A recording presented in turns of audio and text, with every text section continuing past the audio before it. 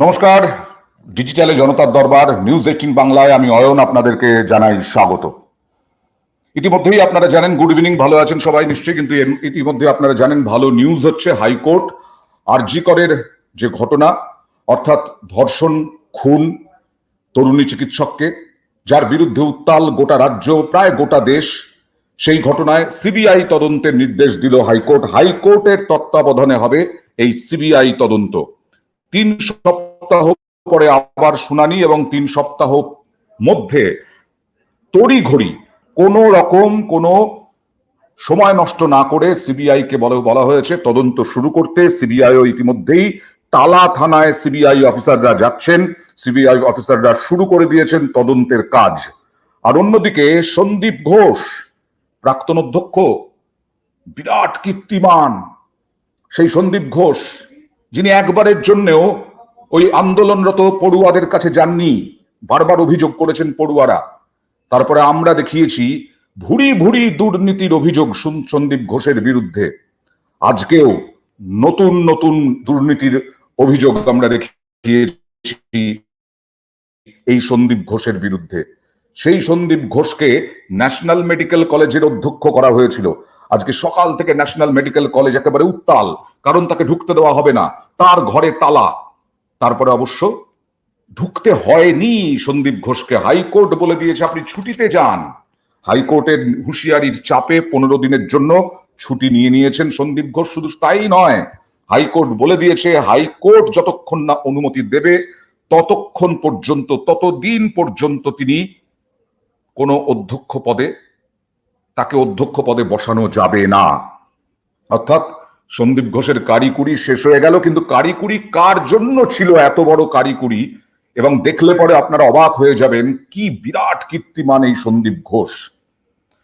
প্রথমে সিবিআই নিয়ে যেহেতু বললাম, আমার সঙ্গে রাজনৈতিক 2 প্রতিপক্ষ থাকবেন। তো তৃণমূলের পক্ষ থেকে পার্থপ্রতিম রায় জয়েন করবেন, এক সময়ের সাংসদ, এবং দীপ্তিমান বসু এখন রয়েছেন বিজেপি মুখপাত্র আমার সঙ্গে।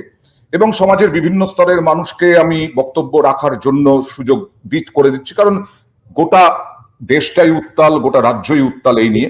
আমার সঙ্গে রয়েছেন প্রকাশক রূপা মজুমদার, সাহিত্যকর্মী রূপা মজুমদার। দুজনকে নিয়ে আপাতত শুরু করছি।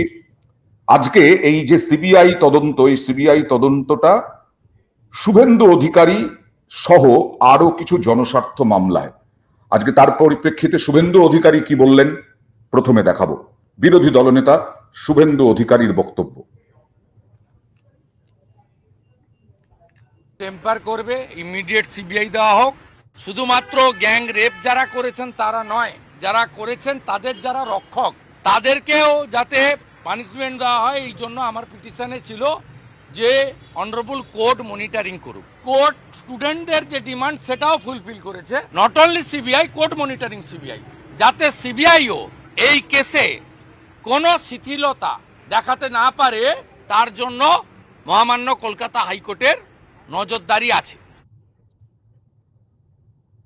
এবার তার পরিপ্রেক্ষিতে শান্তনু সেন এবং কুণাল ঘোষের বক্তব্য।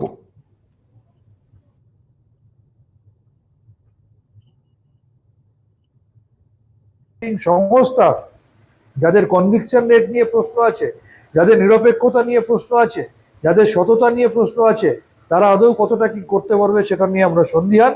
আমরা বিশ্বাস করি আমাদের এই রাজ্য প্রশাসনই এই তদন্ত দ্রুততার সাথে শেষ করে দোষীদের নিশ্চিত করে চিহ্নিত করতে পারত এবং দোষীদের সাজা দিতে পারত।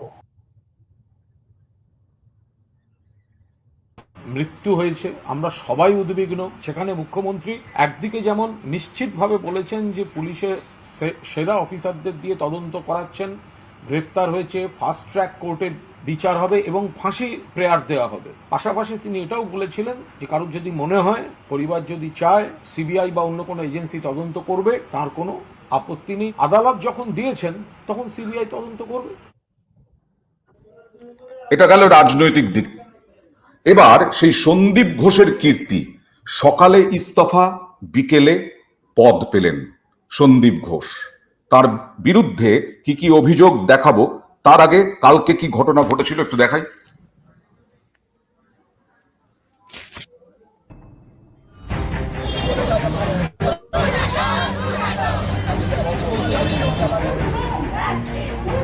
সন্দীপ ঘোষ আরজি করের পদত্যাগী অধ্যক্ষ।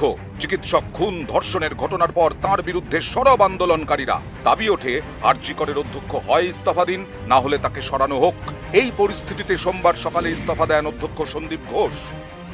আমি স্বাস্থ্য ভবনে ডিএমই স্যারের সঙ্গে দেখা করে আমার রেজিগনেশন লেটার জমা দিয়ে গেলাম। সরকারি চাকরি, প্রিন্সিপাল, প্রফেসর সব জায়গা থেকে রেজিগনেশন দিলাম, গভর্নমেন্ট অফ ওয়েস্ট বেঙ্গলের চাকরি।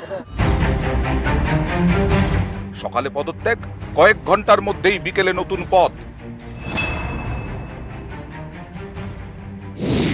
সরকারি চাকরি থেকে সন্দীপ ঘোষের ইস্তফা গ্রহণ করেনি স্বাস্থ্য দপ্তর। আরজি করের অধ্যক্ষ পদ তিনি ছেড়েছেন, তাকে এবার ন্যাশনাল মেডিকেল কলেজের অধ্যক্ষ করল স্বাস্থ্য দপ্তর। ন্যাশনাল মেডিকেলের অধ্যক্ষ অজয় কুমার রায়কে পাঠানো হলো স্বাস্থ্য ভবনে। আরজি করের নতুন অধ্যক্ষ সুরিতা পাল, তিনি স্বাস্থ্য ভবনের ওএসডি ছিলেন। এদিন সকালে আরজি করের অধ্যক্ষ পদ থেকে ইস্তফা দেওয়ার পরেই সুর চড়ান সন্দীপ ঘোষ। সোজা কথাটা আমি সোজাভাবে বলি, আর আপনারা দেখবেন স্পষ্টবক্তাদেরই সবসময় শত্রুটা বেশি হয়। আরজি করে যখন আমি চার্জ নিলাম, আরজি কর ছিল ঘুঘুর বাসা। এখানে প্রত্যেকটা জায়গায় তোলাবাজি, কোনো নেতাদের মদত ছিল, কোনো স্টাফেদের মদত ছিল। আমি সেইগুলোকে সমস্ত ভেঙে দিয়েছি। অনেক প্রফেসররা এর মধ্যে ইনভলভ আছে, যারা বিভিন্ন অ্যাডজাস্টমেন্ট আমার সঙ্গে করে পারেনি, তাই জন্য তারা সবাই আমার বিরুদ্ধে। ইস্তফা দিয়ে অধ্যক্ষ এইসব দাবি করলেও তার বিরুদ্ধে কিন্তু নানা সময়ে নানা অভিযোগ উঠেছে। টেন্ডারে দুর্নীতি, করোনার সময় সরকারি টাকা ৯/৬, এরকম নানা অভিযোগে অধ্যক্ষ সন্দীপ ঘোষের বিরুদ্ধে সরব হয় চিকিৎসকদের একাধিক সংগঠন এবং ডাক্তারি পড়ুয়াদের একাংশ। এ নিয়ে 2023-এর মার্চে রিপোর্ট তলব করে কলকাতা হাইকোর্ট। সে বছর মে মাসে তাকে মুর্শিদাবাদ মেডিকেলে বদলি করা হয়, কিন্তু 48 ঘন্টার মধ্যেই সেই বদলির নির্দেশ প্রত্যাহার করা হয়। এরপরে সেপ্টেম্বরে তাকে আরজি কর থেকে অপসারণ করে মুর্শিদাবাদ মেডিকেলের অর্থোপেডিক বিভাগের অধ্যাপক করা হয়। এর 1 মাসের মধ্যে ফের আরজি করের অধ্যক্ষের চেয়ারে ফেরেন সন্দীপ ঘোষ।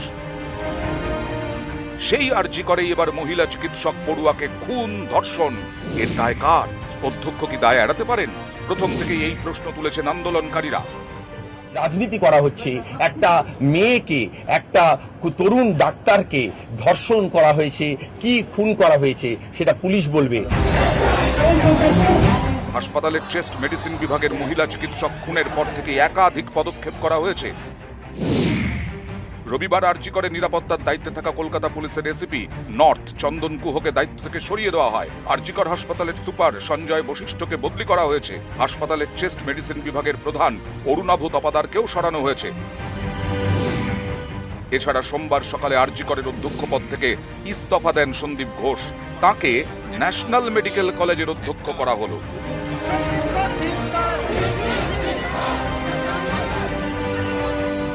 নিউজ 18 বাংলা।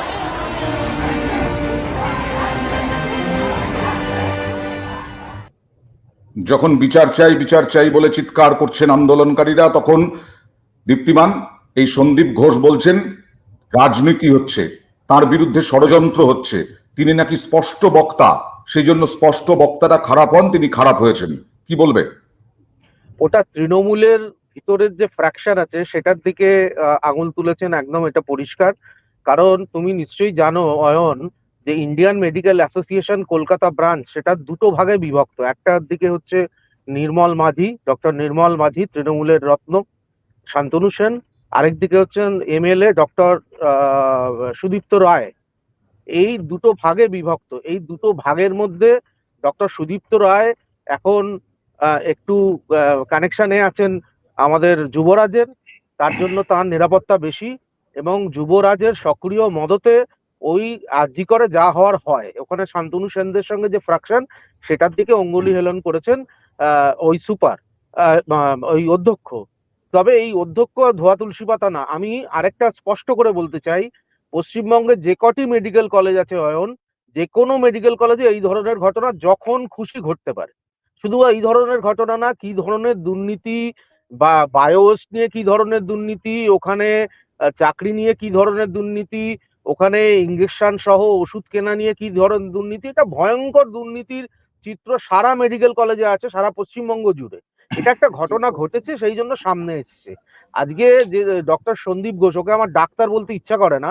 প্রথম কথা হচ্ছে, একটা জিনিস আমাদের স্পষ্ট করে জেনে নেওয়া দরকার, যে ন্যাশনাল মেডিকেল কাউন্সিল দুজন এরকম অধ্যক্ষ দুটো মেডিকেল কলেজের অধ্যক্ষের বিরুদ্ধে বেশ কিছুদিন আগে একটি গোপন চিঠি দেয়, তাতে বলা হয় যে এই দুজন অধ্যক্ষের অধ্যক্ষ হওয়ারই যোগ্যতা নেই, এবং এর জন্য আমি যতদূর জানি 12 লক্ষ টাকা ক্ষতিপূরণ করা হয়। তার মধ্যে একজন এই গুণধর ব্যক্তি হচ্ছেন ডক্টর সন্দীপ দাস, আরেকজন হচ্ছে সন্দীপ কল্যাণীর একটা ঘোষ। হাসপাতাল, সন্দীপ ঘোষ, আরেকজন হচ্ছেন কল্যাণীর একটি হাসপাতালের অধ্যক্ষ, তিনি এখনো স্বপদে বহাল আছেন। এদের এইখানে দুজনের আমার প্রশ্ন, বিরুদ্ধেই রূপা, এই ন্যাশনাল বিষয়টা মেডিকেল কমিশন। আজকে যদি নজর দেওয়া হতো, আজকে যদি সন্দীপ ঘোষকে নিয়ে ছানবিন করা হতো, তাহলে তো এই রকম ভাবে এক তরুণী চিকিৎসককে মৃত্যুর মুখে পড়তে হতো না, মৃত্যু হতো না, মরতে হতো না। আজকে না না, কে গোটাটা নজর দেবে? ঘুঘুর নজর বাসা, দেওয়ার দায়িত্ব তো রাজ্য সরকারের। ঘুঘুর বাসা কে হয়ে উঠেছিল বলেই কি আজকে এই রকম একটা ভয়ঙ্কর ঘটনা ঘটে গেল? না না, তুমি অয়ন আমি আমি ভাবো। আমি আমি রূপার কাছে যাচ্ছি, একটু রূপার কাছে। হ্যাঁ, অয়ন বাবু ধন্যবাদ প্রশ্নটা একদম সঠিক প্রশ্ন করার জন্য। প্রথমেই আমি বলি যে আমি হাইকোর্টের রায়কে স্বাগত জানাচ্ছি।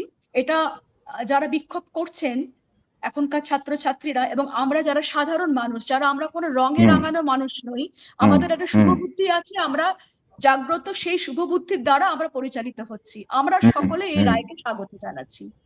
এবং যেই আপনি ডক্টর সন্দীপ ঘোষের কথা বলছেন, মানে সব থেকে যেটা আমরা অবাক শুধু না, মানে আমরা খুব হতবাক হয়ে গেলাম যখন দেখলাম ভদ্রলোক রেজিগনেশন করলেন সকালবেলা এবং বিকেলবেলা উনি আরেকটা কলেজ, আরেকটা ন্যাশনাল মেডিকেল কলেজের মতো গুরুত্বপূর্ণ একটা কলেজে বা হসপিটালে উনি আবার অধ্যক্ষ পদে জয়েন করলেন। কি করে সম্ভব? জয়েন করতে পারেননি যদিও, মানে দেওয়া হলো ওনাকে, মানে জয়েন করার জন্য ওনাকে বলা হলো, দায়িত্ব দেওয়া হলো, করতে আচ্ছা। পারেননি, তার জন্য ধন্যবাদ জানাই ওখানকার ছাত্র বন্ধুদের। কিন্তু সব থেকে বড় প্রশ্ন হচ্ছে যে আমরা সকলেই ইতিহাস যদি ঘাঁটি তাহলে দেখব যে মানুষ যখন ক্ষিপ্ত হয়ে যান, জনতা জনার্দন যখন ক্ষিপ্ত হয়ে যান কোনো ঘটনাকে নিয়ে, তখন কিন্তু এর পরিণাম কিন্তু খুব খারাপ হয় ইতিহাসের পাতা থেকে, এবং আমরা সদ্য বাংলাদেশেও সেটা দেখেছি।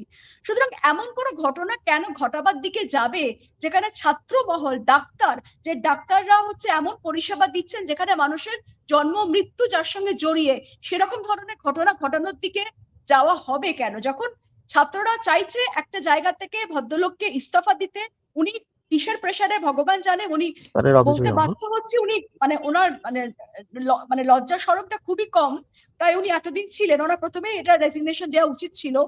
সে তারপরও ওনাকে কি করে আরেকটা জায়গায় জয়েন করার কথা বলা হয়, এটা তো আমাদের কাছে একটা ধাক্কা। মানে ভাবতে পারছি না কোনো সভ্য জায়গাতে এটা হতে পারে। আরেকটা যেটা আমার সব থেকে বড় বক্তব্য, আরেকটা যেখানে ওরকম একটা ঘটনা ঘটে গেল, তারপরে আবার জয়েন করার জন্য বলা হলো, সেটা তো অসম্ভব ব্যাপার। আর তাছাড়া আরেকটা ব্যাপার হচ্ছে, যে ভদ্রলোক, যে ডাক্তার, যে অধ্যক্ষ, তার বিরুদ্ধে এই ধরনের এতগুলো সিরিয়াস অভিযোগ আছে, ছাত্ররা তাকে একদম পছন্দ করছে না। আসলে ছাত্রদের পছন্দ করা তার অধ্যক্ষর কিছু ব্যাপার নয়, কিন্তু যখন যার অ্যাডমিনিস্ট্রেটিভ এত ধরনের গন্ডগোল আছে, অভিযোগ আছে, সে এত বছর ধরে 2021 থেকে কিভাবে ওই পদে রইলেন, এটাও তো একটা দেখার বিষয়। সুতরাং আমরা ধরে নিতেই পারি, যদি আজকে সঠিক কোনো অধ্যক্ষ থাকতেন যিনি অন্তত এই ধরনের অন্যায়গুলো প্রতিরোধ করার ক্ষমতা যিনি রাখতেন, তাহলে হয়তো এই ঘটনাটা এড়ানো যেত, হয়তো সম্ভব ছিল। দীপ্তিমান, সিবিআই তদন্ত দেওয়া হয়েছে, হাইকোর্টের তত্ত্বাবধানে দেওয়া হয়েছে, সন্দীপ ঘোষকে তাড়িয়েই দেওয়া হয়েছে বলা যায় হাইকোর্টের পক্ষ থেকে, আর প্রিন্সিপাল পদে নিয়োগ করা যাবে না তার হাইকোর্টের অনুমতি ছাড়া। এরপর কি মনে হয়, আন্দোলনের রাশ কি অন্যদিকে চলে গেছে, অন্য কারো হাতে চলে গেছে? আন্দোলনকারীদের কি আন্দোলন তুলে নেওয়া উচিত, এই মুহূর্তে কর্মবিরতি তুলে নেওয়া উচিত, যাতে সাধারণ মানুষ চিকিৎসা পরিষেবা পান? দেখো, এটা তো মানে পুরোটাই একান্তই ডাক্তারদের একটা ব্যাপার। ডাক্তাররা নিশ্চয়ই মানুষকে পরিষেবা দেবেন, মানুষের নিঃসন্দেহে অসুবিধা হচ্ছে, এটা নিয়েও কোনো বলার কিছু নেই।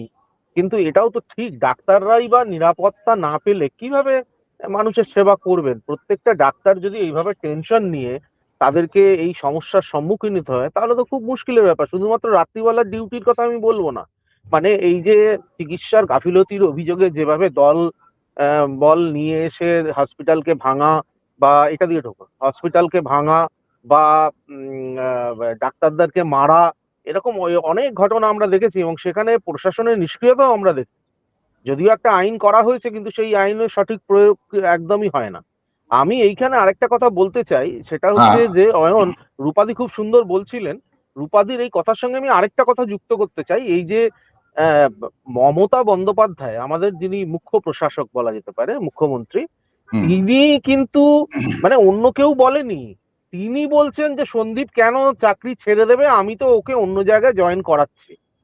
মানে ভাবা যায় না, এত অভিযোগ যার বিরুদ্ধে, সেখানে মুখ্যমন্ত্রী, মুখ্য প্রশাসক, একজন মহিলা মুখ্যমন্ত্রী, এত নৃশংস একটা ঘটনা ঘটেছে একটি বাচ্চা মেয়ের প্রতি, সেখানে মুখ্যমন্ত্রী ওখানে দাঁড়িয়ে এমন ভাবে বললেন। এবং আমি ডক্টর সন্দীপ ঘোষ, তিনি তার বোধহয় একটুও লজ্জা হয়েছিল কি চাপ হয়েছিল, তার জন্য উনি পদত্যাগ বলছিলেন, ওই সমস্ত পরিবারের সমস্ত নানা রকম কথা ওগুলো বলছিলেন, কিন্তু মুখ্যমন্ত্রীর একটুও লজ্জা করলো না। মুখ্যমন্ত্রীর কোন মুখ্যমন্ত্রীর কোনো লজ্জা হলো না, উনি দাঁড়িয়ে তাকে আবার অন্য জায়গায় নিয়োগ করে দিলেন। ওকে, রূপা কিছু বলতে চাইছেন, প্লিজ। আমি এটাই বলছি যে আমার তো মানে সকালবেলা থেকে রেজিগনেশন, বিকেলবেলা তো আরেকটা জায়গায় জয়েন করা দেখে তো মনে হচ্ছে এটা সাজানো একটা গটআপ কেস, যেটা হয়তো কিছু লোকাবার জন্য ওনাকে ওখান থেকে সরিয়ে দেওয়া হচ্ছে, আরেকটা জায়গায় বহাল হচ্ছে। এটাও তো না, ব্যক্তিগতভাবে ওনারও তো একটা বিচার বিবেচনা থাকা উচিত ছিল যে আমি যখন রেজিগনেশন দিচ্ছি, একদমই নেই ওনার লজ্জাস্বরূপ নেই। না, ওনার না থাকাটা স্বাভাবিক, কিন্তু মুখ্যমন্ত্রী তিনি এই